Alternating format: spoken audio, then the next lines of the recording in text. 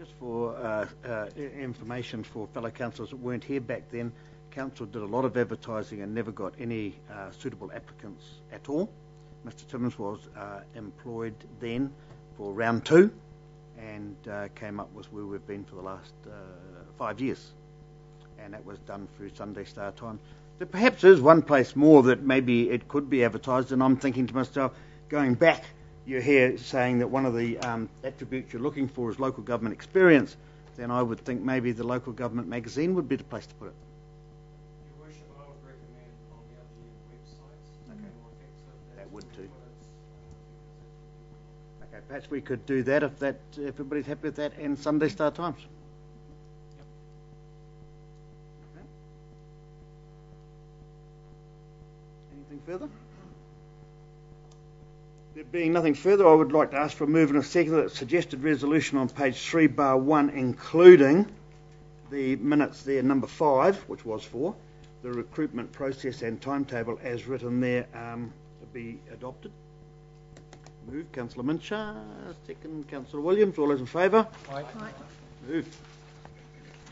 So, Mr Timms, I think that's the end of your duties today, and we will be seeing you again as per the timetable. 23rd of November at 10 a.m.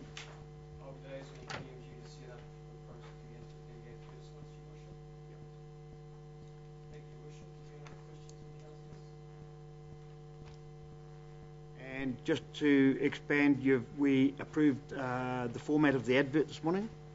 I'm only going back historically here, but it's also been approved by you as councillors, and the wording Mr Timms would have exactly there. And would you mind reading that wording out, Mr Timms, so fellow councillors know what it is that was going in the advert, the CEO going to be reapplying for the position. Your